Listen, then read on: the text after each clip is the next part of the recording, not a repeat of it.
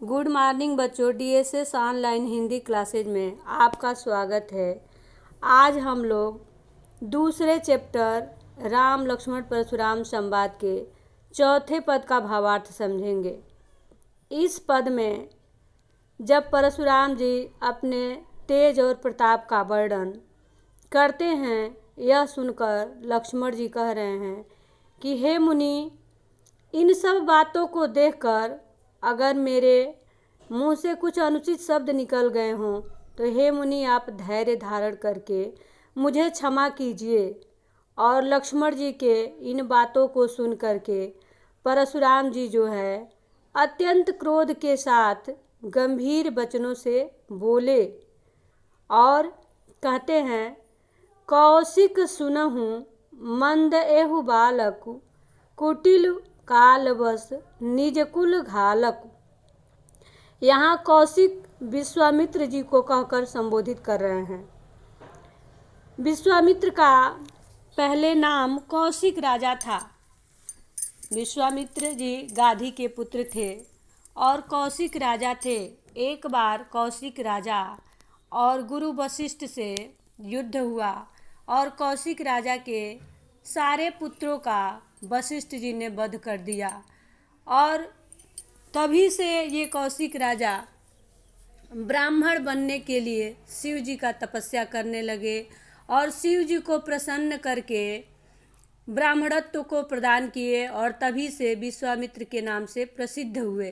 तो यहाँ कौशिक विश्वामित्र जी को संबोधित करते हुए परशुराम जी कह रहे हैं कि हे विश्वामित्र, सुनिए, यह जो लक्ष्मण है ये मंद बुद्धि का बालक है, यह मूर्ख है और कुटिल अर्थात ये टेढ़े स्वभाव का है और ये काल के बस में हो करके अपने कुल का ये घातक बन रहा है। भानुवंश राकेश कलंकु, निपट निरंकुश अबुधु असंकु। ये सूर्यवंश रूपी चंद्र का कलंक है और ये एकदम उदंड, मूर्ख और निडर है। इसके पास न बुद्धि है, न डर है और न शिष्टाचार है। काल कवलु होहि छन माही, कहो पुकार खोरी मोहि नाही। अगर आप इसे मना नहीं करेंगे तो ये तुरंत ही क्षण भर में ही काल का ग्रास बन जाएगा, अर्थात मैं इसे मार दूंगा, यह मृत्यु को प्राप्त हो जाएगा। यह मैं बार बार पुकार करके कह रहा हूँ और इसमें मेरा कोई दोष नहीं होगा। तुम हठ कहूँ जो चहूँ उबारा, कही प्रताप बलु रोसु हमारा। हट कहूँ, अगर आप इसे मना करना चाहें आप मना कर दीजिए। अगर आप इसे बचाना चाहते हैं तो इसे मना कीजिए और मेरे प्रताप, बल और क्रोध के बारे में लक्ष्मण जी से बताइए। यहाँ परशुराम जी कह रहे हैं कि मैं कितना क्रोधी हूँ, कितना बलशाली हूँ और कितना तेज मेरे पास है। इन सब बातों को हे विश्वामित्र जी आप लक्ष्मण जी से बताइए और लक्ष्मण को मना कीजिए। लखन कहौ मुनि सुजस तुम्हारा, तुम्हि अछत को बरनय पारा।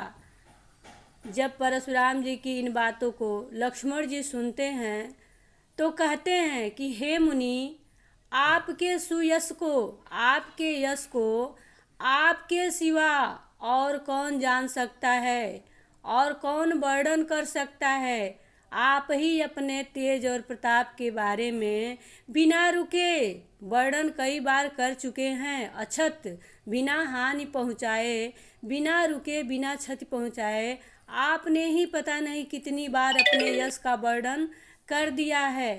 अपने मुँह तुम आपन करनी, बार अनेक भांति बहु बरनी।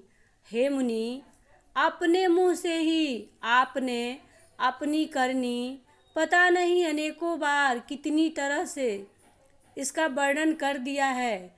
अपनी करनी के बारे में अपने मुँह से ही पता नहीं कितनी बार बड़ाई आपने कर दिया है। नहीं संतोषत पुनि कछु कहूँ, जनिरी से रोकी दुसह दुख सहूँ। अगर इतने में भी आपको संतोष नहीं हो रहा है, इतना बड़ाई करने के बाद भी आपको यदि लग रहा है कि अभी कुछ छूट रहा है और बड़ाई करनी चाहिए, तो फिर दोबारा अपने यश का गुणगान कर लीजिए, अपनी बड़ाई कर लीजिए।